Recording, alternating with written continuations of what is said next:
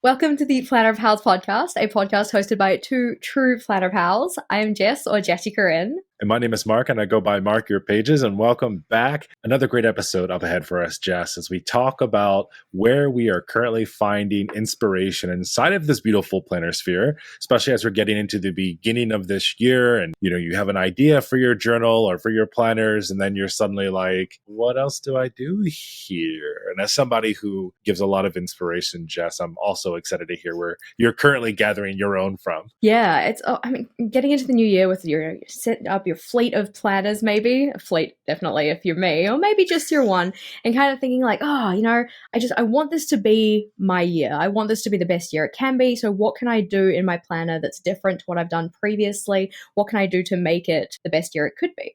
So it doesn't necessarily need to be in the span of kind of like, productivity. It doesn't just need to be for creativity, but we're really looking at anything and anyone, I suppose, who's giving us inspiration at the moment. So Mark, where would your first source of inspiration be? Well, I'm finding it a little bit more difficult more and more every single day. Instagram still is a main source for inspiration from me, but not in the same way that it used to be. I think when I first got started, and maybe this is a major differentiator now between where I am now and where I was when I started, Instagram was everything to me. It's kind of lived on Instagram. And I just saw so many more posts about bullet journaling and ideas and things that are going on. And right now, I don't feel like we see a lot. I see a lot of ads, that's for sure. A whole lot of ads and suggestions. But when I do see the people that I'm looking up to, that is a common place to go to. I kind of have three people on Instagram that I'm always seeing stuff from. And it's maybe because I'm actively also searching them out very often as we go through with it. I would say like my very first one on Instagram was Stina from Supermassive Black Ink. When I first started bullet journaling, she was one of the first people that I came across. And she just consistently just had really cool spreads. Everything was done mostly in black ink, which kind of makes sense for her name, I suppose. But just seeing stuff from her early on made me feel like, oh, you don't have to be this maximalist designer. You don't have to be this maximalist bullet journaler to still have really nice looking things. So for me, she was a major inspiration. And then from like the totally opposite side of it, I have like my creative inspiration person, and that's Alexandra from Adopt Pages. She just has really cool creative. I actually, just before this episode, I was going through and I'm writing people down, and I came across like her, I think it's her February cover page, and I was like, and this is why you are my inspiration, because this is just damn cool and artsy, and she does it in a really nice way. So Instagram, again, but I'm like nitpicking and finding specific people, I guess, now that I actively search out, because Instagram doesn't do a good job of feeding me a lot of inspiration, maybe as much as it used to. Yeah, no, I completely agree with that, because back when I used to use Instagram more actively, I know that I was saving. Saving is my big thing. I would save. I never like them. I never put a heart on it. I don't know why. I'm very liberal with my saves. I'm not very liberal with my heart, but I would always be finding all of these different ideas that I want to try in my journal. Like, oh, that color palette looks great. I love the way that they've set up X, Y, Z or whatever.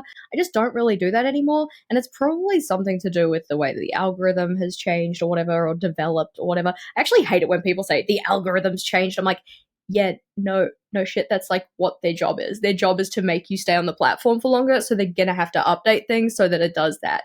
But I think that because of that, a lot of the stuff that I'm getting shown on Instagram now isn't actually planner related, which feels kind of weird, because I pretty much spend the majority of my time on my planner account on there, the stuff related to my journal and all of that. So you'd think I'd see more about that, but it's probably just because anything that I share or like, send to my story or send to my friends or anything like that, it's just going to be a meme, something about books or anything in that kind of space. So it's like the algorithm's like, well, hey, you spent at least 3 seconds looking at this thing about, I don't know, Throne of Glass or whatever. So now we're just going to show you that, which would be very dangerous when it comes to the territory of spoilers and books, but that is a complete aside. So yeah, not really seeing as much on the planner space in Instagram anymore. Yeah, you're totally right about the spoiler thing. My daughter was recently rewatching Gossip Girl, and she was maybe like 3 seasons in, and I would ask her like, oh, who do you think it is? And then she watched a reel that spoiled it. And I was just like, so she was like, oh, it's not to spoil it for anyone here. She was like, oh, I think it's this person.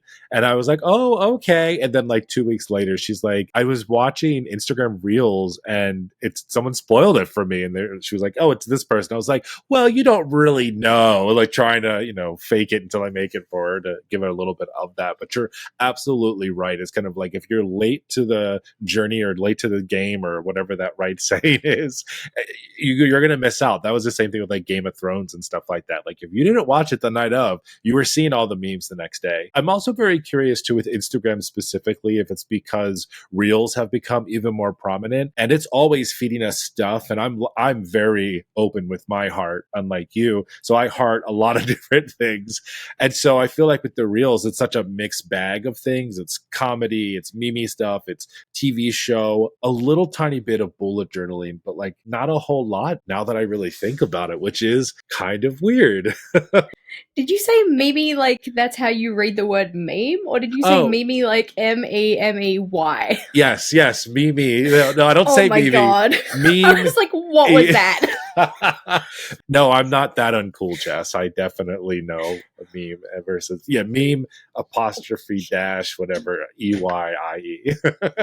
Oh my gosh, I was like really worried. I'm like, can't sit with us, Mark. You can't sit with us. Get off the internet. You don't belong here anymore. Go back to Facebook. I can't even remember what your point was now because I was just so caught up on the idea of like, what was that? Maybe? My point was maybe we're not being fed content because Instagram is so reel heavy and they just throw everything at you to keep you on the platform. And it's not always necessarily going to be planner stuff. I think that's the thing, right? Is that I feel like the algorithm almost knows my brain better than I know it. So even if I go in with the intention of like, oh yeah, I want to see planner related stuff. I want to see stuff that's supposed to inspire me for my journal or whatever. But you spent 3 seconds looking at that frog, so now we're just going to show you frog content for the rest of your days. I'm like, damn it, I love frogs. I rely a lot more on Instagram stories now than I used to back in the day, especially when there weren't reels and we could see all of that. I do it also because even for myself and anyone who does follow me on Instagram and looks at my stories knows it's my personality. It's going to be some meme things. It's going to be some planner things, YouTube, kind of a mix of everything going on. But that's honestly where I put a lot. And that's where I see most of those stuff as well. I think back in the day, it was almost like a faux pas to put things on your stories that you were also posting about. But honestly, now you just have to do everything you can possibly do to get anyone to see your content with everything else going on. I think my favorite use of stories was always your Sunday shares or whatever it was. Was it Sunday? I can't Yeah. remember.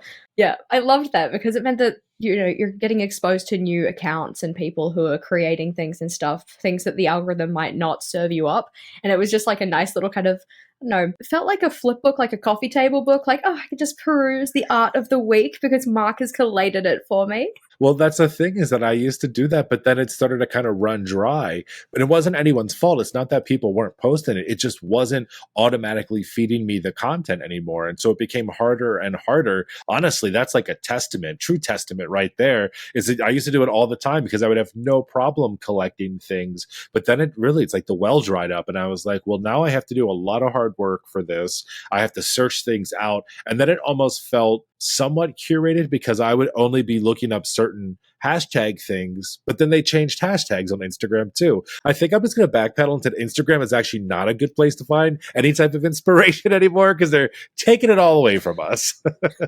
Yeah, kind of, eh? Like, I was thinking about in terms of where I'm getting my inspiration the most nowadays. And Instagram has definitely taken a backseat in that kind of aspect. Previously, it was my go to. It was the one that I could kind of rely on to have things that would be inspiring for me. But nowadays, it's more so YouTube.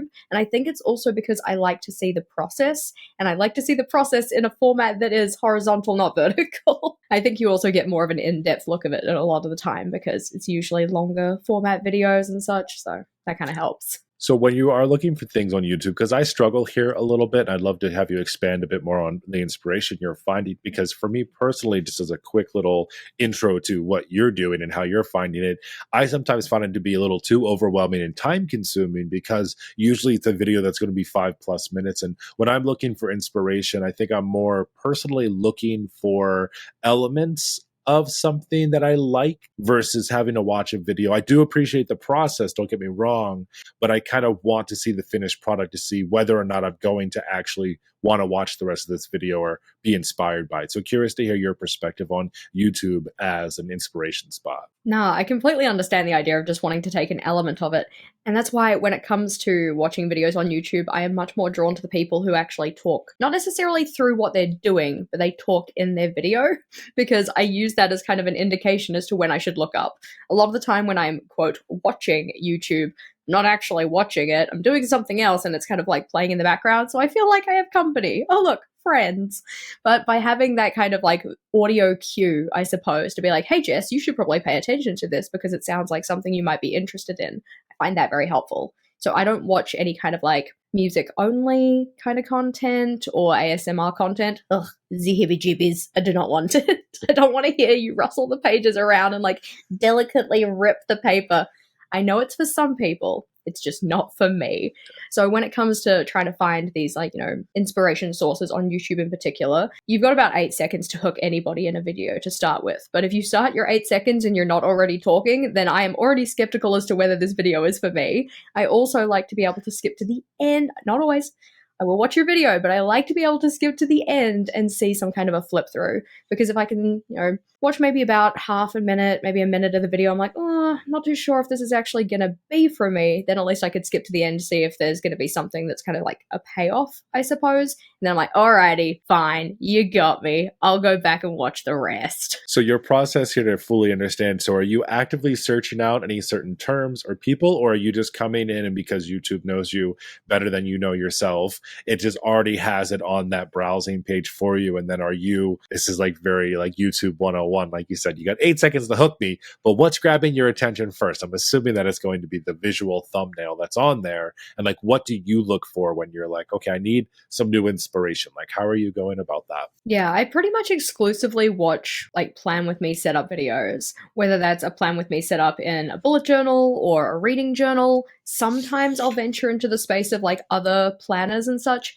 but because oftentimes those planners are, I don't want to say that they're just stickering a page because I know that's not all that it is, but it does seem to be very leaning in that direction of like, here's how I decorate my planner rather than here's how I'm utilizing my planner. If anybody has any recommendations of planner content that is in a pre-structured planner that is actually a quote actually about the planning, I would love to hear it because I'd be very curious to see how they're getting utilized. A lot of the time if I'm watching planner content, it's really just seeing what the structure of their layouts are because oftentimes it's just mainly about decoration and whatnot. I feel bad saying it like this because I know that there must be people out there who are actually sharing how they plan in a pre-printed planner, and I don't want them to be sitting there at home like, oh, okay, I'm just using stickers, I'm just decorating kind of a thing. Decoration is important. If the planner doesn't look nice, I'm not going to use it, so I completely understand. But I think that in terms of trying to find inspiration from it, I'm not so much focused on the decorative elements. I'm really thinking about like, well, how are you using this? How could I use it? How could I tweak it or change it to make it my own? But I like to break things down into their elements like that. I know that's not necessarily something that comes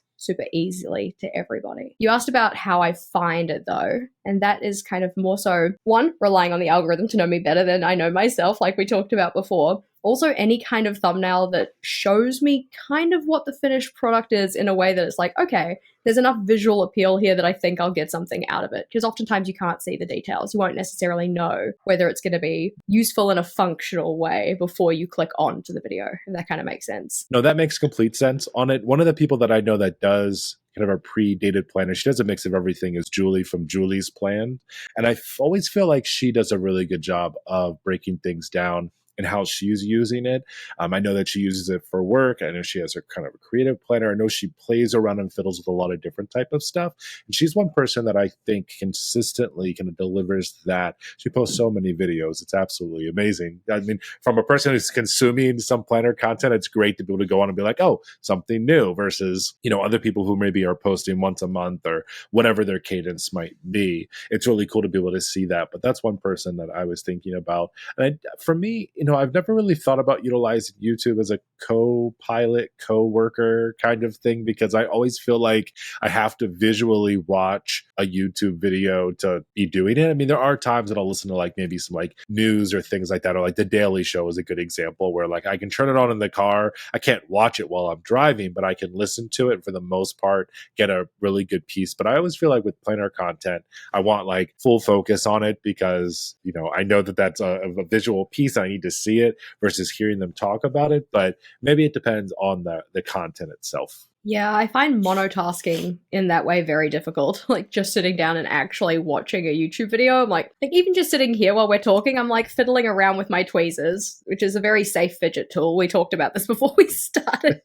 But the idea of just doing one thing and not having something else on the go, very difficult. It's like if I'm watching a movie, I'm also on my phone. If I'm watching a YouTube video, I'm probably also working in my planner or I'm editing a video or something at the same time, which is why I need there to be that audio or like audio in a way that it can be relied on, that you as the creator are going to tell me when I need to actually look at the screen. No, that makes a lot of sense. And I think that's important. I'll make sure that I say and give you cues as you watch my videos moving forward to make sure that you know when to look at what I'm doing. Thank you for thinking of me. I appreciate your consideration. So while social media does make for a great spot to find inspiration, and we've kind of touched on Instagram and YouTube in particular, we're not even going to touch Pinterest with a 10-foot pole because, oh my gosh, like that should be an entire conversation by itself. But where else are you trying to find inspiration for your planning and journaling? So having a background in design, I've always been a big fan of packaging design. So I actually will find inspiration in very odd and weird places. So of course I will find it from packaging that I'm getting in the stationary space. Sometimes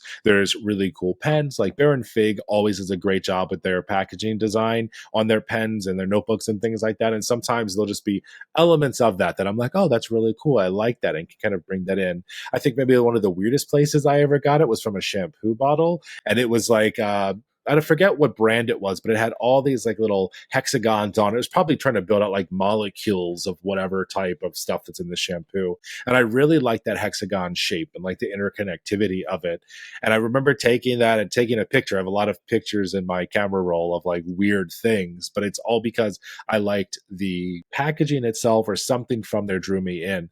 And so I remember taking that, and then that week for the bullet journal, I went ahead and I just drew out like a lot of hexagons onto my spread. It's like one of my favorite shapes to use in my bullet journal too. I don't know why. Something about it is a lot of fun. But just taking a look at what's around you as you're walking through. Maybe not everyone does this. I feel like as a designer, I'm kind of trained to kind of look at those things because either you are designing those or you're looking at the world around you to either get inspiration or see how other people are doing that. So my eye is just always going on. So if I see really cool packaging, I will pay attention to it. Also, when my wife takes me to Home Goods, a lot of the times I will take pictures of a lot of things, especially like during the holiday season. I'll take pictures of the bags, like different type of gift bags, because usually those have like very simplistic, kind of more geometric or like I'll say like not super detailed icons or images on it. So if you want to set up like a Santa spread or something around the holidays, sometimes I will actually take pictures of bags and stuff like that and then kind of duplicate or replicate what was on the package of that bag because it's easy enough to do. No, it's a cool way to think about it in terms of like the design elements in particular, because obviously the people who are producing these products, like they've done their reps, they've got their training in, they're going to capture the audience type of a thing, like because packaging and it is kind of like a type of branding and such. So the development in behind that, you can kind of rely on somebody else's hard work to be like, okay, cool, I'm going to like what is it called, scrap lift? I'm going to scrap lift your design and put it into my own journal, which is kind of nifty. Oftentimes when I'm thinking about trying to find inspiration for my journal, I'm usually not actually looking for decorative inspiration. It's more so thinking about like structures and functional things. So one source of inspiration that I used to kind of rely on was the idea of graphic organizers, which is something that we used in teaching, which was more about like how you can kind of like lay out information, connect ideas together so that you can kind of deepen your understanding about stuff. And I really want to go through my folder of graphic organizers and try and translate all of those into bullet journal layouts at some point. Haven't gotten there. It's very much on the back burner, very future me problem, but I always thought that was kind of cool. I also find that a lot of the time, inspiration finding comes from problem solving. So I'll try and, develop something in my journal for XYZ of a problem, like, oh gosh, I need to organize, insert kind of topic of information here. Like, how can I do that? What do I need from it? Trying to kind of like unpack the problem and consider how those elements can fit together to make a layout for my notebook or for my kind of like planner space that I'm using for that. That's really smart. That's how I go about building out my bullet journals as well. It's always about the functionality first and kind of adding the layer over top of it. I think that it's something that I've learned over time. I think we've talked about on the past episodes where we had like our most failed spreads. Those always were the ones where I was trying to duplicate or kind of copy a style of someone else that was doing something much more creative. And so it was like the creativity came first and then the functionality for me came afterwards because I was so focused on the design or the theme that I completely forgot about what I was doing on that page. So it was just like you would get to the end and you'd be like, oh, I need a box that has 10 lines in it. And I'm like, oh, I didn't leave myself 10 lines. I was too focused on using the marker and like doing this design that was on there as well. So I think it's a really good tip, also just super helpful too. I did it this week also just in mind. It was very basic kind of layout for me, but I was actually using a ruler that had a bunch of different stencils in it, have like the curved edges and stuff like that. And I was just like, oh, this could be cool to use some of these shapes. I haven't done that in a while. Yeah, I think that when it comes to decoration, oftentimes I'm inspired by the piece of decoration itself. I'm thinking more so in terms of like stickers and washi and things like that, because oftentimes nowadays, when it comes to building out a theme for a monthly setup or whatnot, I do just rely heavily on the materials itself. So like this month I'm using this kind of like purple combo PET tape thing. So beautiful, absolutely gorgeous. But I just stuck with the two tapes that come in the set and then picked colors that match that and just ran with that. So it's like I didn't have to do a lot of heavy lifting in terms of figuring out a theme or design because the decorative elements are really doing that for me. So I didn't have to put in a whole bunch of like time, effort, and energy going and finding inspiration for that.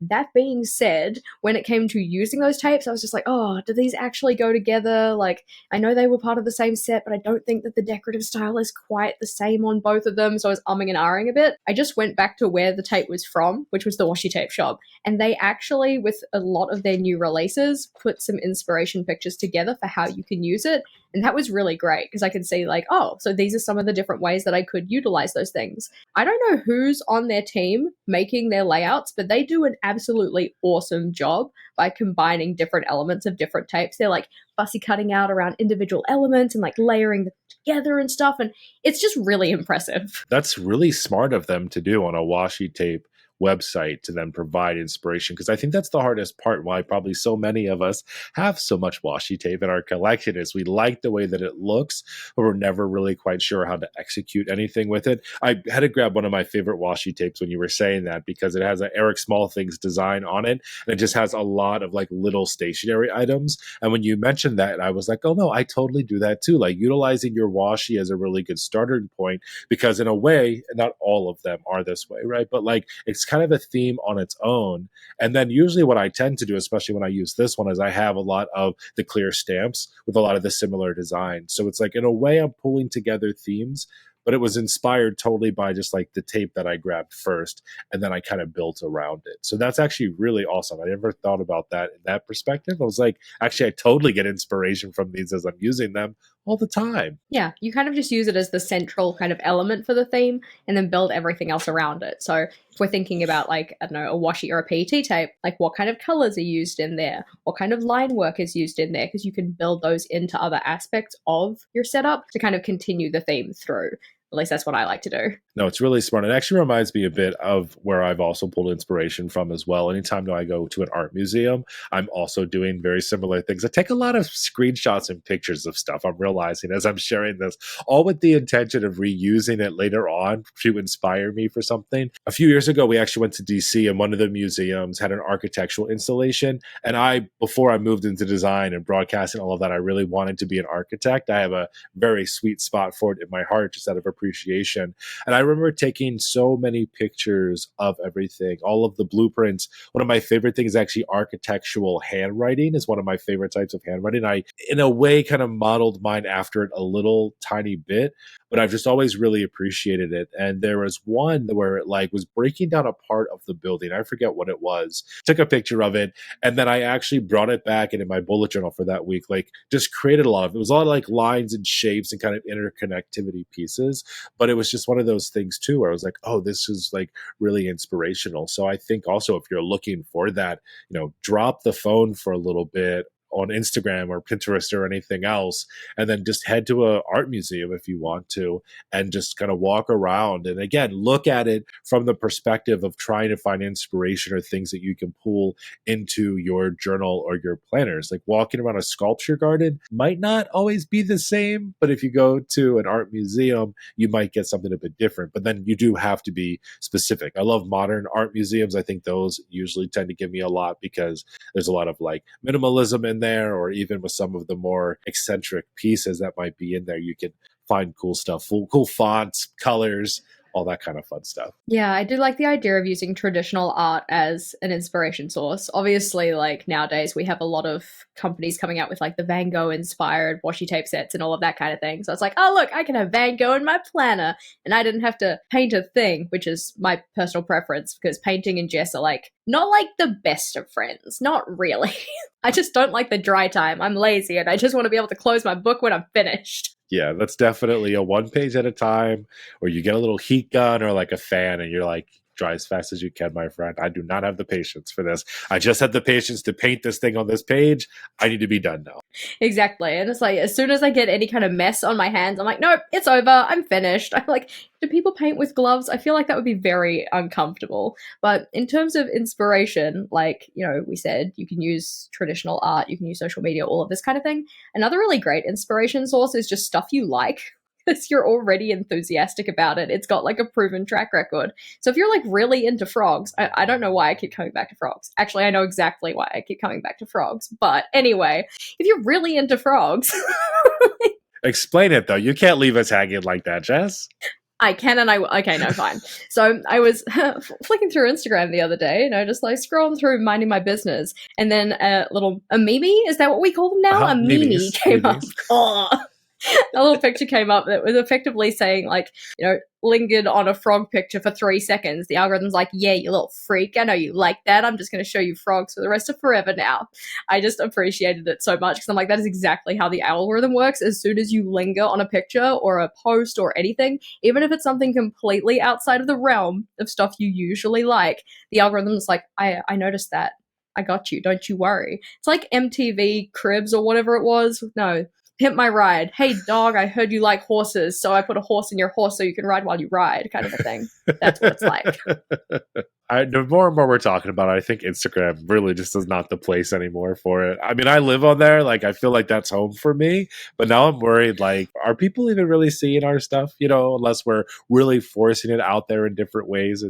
It's just different. I don't know why. Yeah, just shove it down their throats and also, we're just going to change the square ratio to a rectangle. So, haha, your aesthetic feed isn't aesthetic anymore. Suck it, creators. I think when we go about finding things that we like, though, to your exact point, I think we tend to gravitate towards them a little bit more. Like I said, I've always loved stationery as an individual from being a kid. So yeah, when I find washi tape that has stationery on it, I'm going to grab it. When I find stamps or collections that have it, I think that's why I like Eric Small Things so much, is that she's always using some type of stationery or office item or something inside of her stamps and her tapes. And that's why I like it a lot, because I feel like it's very just neutral and it's something that everyone kind of likes. So that's why I collect. That's my excuse on why I like her so much. But it's the truth. Like, just having those little elements or something like that just make me want to use it more, versus maybe some of the more like decorated stamps that I might have, or like a lot of like trees and birds. No frogs yet though, but now I'm intrigued to see if I can find any. But those are like cool to have if you can find a way to kind of sneak them in, but it's not something that I feel like I could necessarily build like a whole theme around in my journal. Yeah, as soon as you said that you had a washi tape to show, I'm like, it's an Eric Small Things one. I just know. I know it in my soul. And then you said, I'm like, vindication. But I do appreciate that, you have certain brands, creators, or whatnot, that they do very much have their own style and it's very evident throughout their work, which I think can also be very inspiring. It's also nice to see like the matchy samey of it in a way that's like not necessarily exactly the same thing every single time, but it's something that you can kind of rely on throughout all of their pieces of work. I'm kind of thinking about like, Coffee Monsters Co. Helen and her little emotes. They're so dang cute, kind of a thing. And if I had the patience to draw them, I would put them in my planner. And if I utilized stickers in that way, they would be all over my planner. But in terms of other inspiration sources, I think the one that is actually probably the best from me personally, and it's gonna come off as tooting my own horn, but I don't care because it's the one that I actually get the most out of, would be the community, like specifically my community on Discord, mainly because we have all of these different spaces and channels that kind of help me to sort through the inspiration pieces a little more. So it's like we've got our space for everyday journaling, we have our space for long-term collections, for reading journals, for media journals, for gaming journals, or like anything like that. And just scrolling through what people are talking about, the pictures they've been taking, sometimes they have little flip through videos or whatever. So it's just really cool to see what I'm going to say, quote, everyday people are doing, or like people who aren't content creators are doing in their planners to make their planners work for them.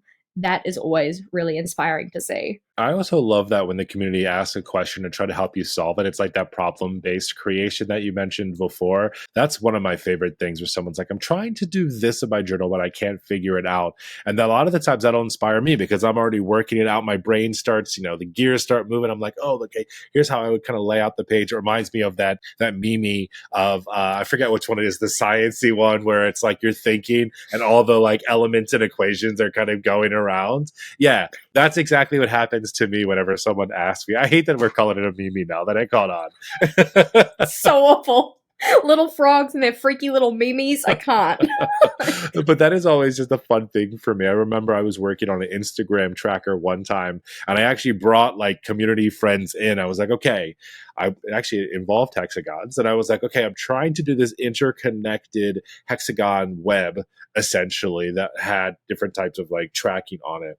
And I remember kind of sketching out the idea. And at this time, it was Plans That Blossom. I messaged her and I was like, hey, I need your help here because you're a designer and like we're all kind of the same vibe. And I was showing her some ideas and Nicole was like, oh yeah, well maybe you would like shift it this way or do something different with it. It was like a design collab almost. It was really cool. And by the time I was done, I had something I was really proud of. I've actually used it several times because after spending that much time trying to figure it out, I was like, I'm using this sucker a lot.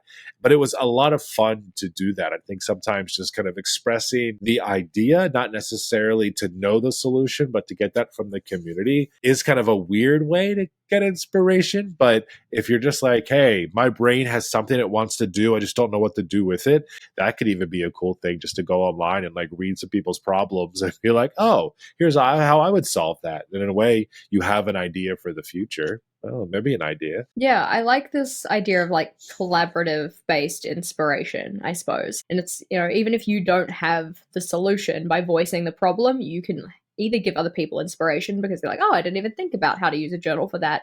They go off and, their own creativity can shine and such. And then you get to be like re inspired by what they've kind of produced from it. I had that happen with myself and Tori of Creative Mind Coffee Grinds. So I had been previously making these kind of like project plans for setting up my journal, I guess, where effectively I had like little swatches for the colors. I had some notes about the decoration I was going to use. I had a list of the layouts I was going to use and such.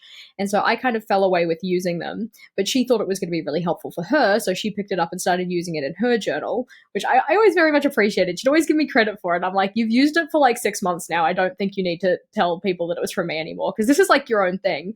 But then with her using it and tweaking it to fit her personal style and the things that she needed to organize, I'm like, hey, that's a great idea. I love that. I'm just like re-inspired by this. So then I started using it in my journal again. So it's this kind of like little inspiration cycle, which was kind of nice. It's another thing I think about while we said like reels and TikTok and all of that, like fast content isn't always great. Sometimes though, it does definitely help inspire you. I just did a video last week where I redid this whole section over here of pens and everything. And it was cool to get some of the comments where people were sharing like how they store and organize stuff. But then people were like, you totally inspired me to like clean out my stuff and edit down my stuff too.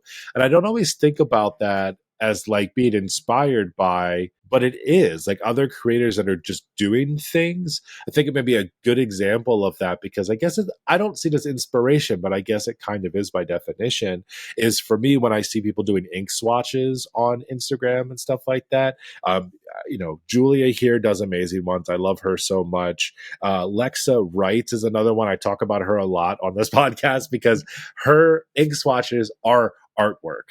I don't care how you put it. Someone could be like, she's just putting ink on a page. But no, the photography is on point. The images are on point. They're so good. But I was actually very much inspired by her to do it. I actually asked her, I was like, look, I've loved your swatches for a long time. Is this like a proprietary swatch mechanism that you have for this? She's like, it's a plastic bag.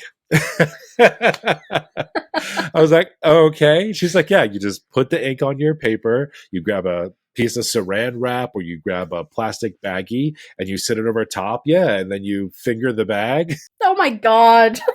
Why? Why that way? Like, of all the ways to word it, finger tap would have been fine. Like, just squish. All right.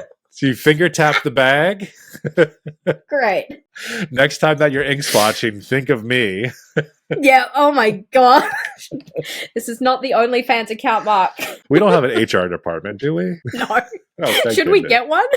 We might need one after this episode. Yeah, after the bad blood about the Mimi. Yeah, but that was just a really good example where I was just like, this is really cool. She was kind enough to share it. I think there are some people that don't like to share that because they have a niche thing that they're doing. And I respect that. There's been a few people in my past, not necessarily in bullet journaling, but especially in like photography, Photoshop and things like that. I was like, hey, how do you do this? They're like, oh, I'm not telling you that. Like, this is my little secret sauce. And I was like, okay. Like, I was like, I share all the time. What do you mean you're not going to tell me about that? It probably depends on what it is, but I feel like especially though in the planner space though, we're all about sharing tips and tricks and how to do things like that. So we don't see it as much here, but it's definitely something where, I don't know, I would say for someone else, if you see something online that you really like, as a creator, I love when people ask me questions about it. And I'm always like, oh, sure, X, Y, or Z. Like, this is how you do it. Like, definitely ask somebody. I don't think there's any shame in that. Again, you're doing it as a way to learn. You're showing appreciation. Don't be like, hey, how'd you do that without any type of, give some of that sweetness up front and tell us how much you love us. But the idea of, I want to try that out because I think it might benefit me is something that just brings me a lot of joy. So that's also why I like to reach out to people to show appreciation, but also, we talked about this last episode too, like being a constant learner, always be learning new things or else you just kind of go brain dead and stagnate and you get bored. Yeah, boredom in my journal is always something I'm on the lookout for because when I start getting bored, I don't use it. When I don't use it, then I'm a scatterbrained mess. And if I'm a scatterbrained mess, things aren't getting done, which means that the whole system kind of falls apart. I don't want that to happen. So constantly looking for new things to try, constantly looking for new ideas, trying to come up with my own new ideas and such with that like problem solving kind of aspect of planning that I like. But I'd love to hear from the Planner Pals. Where are you getting your inspiration from? Are there particular creators? Are there particular spaces that you're looking at? You just kind of like, I don't know, hunting around in the back of your cabinet trying to find cool packaging? Let us know either by leaving us a comment here on YouTube or you can email us at plannerpalspodcast@gmail.com. Of course, you could also hit us up on Instagram at Planner Pals Podcast. Regardless of where you hit us up, we want to hear from you. 100%. And let's continue on this topic for next time's episode. I want to talk more about creativity in the planner space. You and I have both talked about it and dabbled in it a little bit throughout last year's episodes and talking about it. But let's spend a little bit more time on that next episode. We can share all kinds of things like while we're getting inspiration online, then how are you then executing with that? What type of things are you using to be creative? And I think most importantly, what is that creativity doing for you? Yes, it looks pretty, but I think there's a lot behind that. So I'm excited to get more into that next time, Jess. And hopefully with less fingering bags. We'll see what happens. I mean, it's an integral tool to your process, Mark, so it must come up. Oh, it comes up. Oh my God. Thank you so much, Planner Pals, for watching. Hopefully you enjoyed this episode, and we will see you next time. Oh, my phone's ringing. It's our HR department.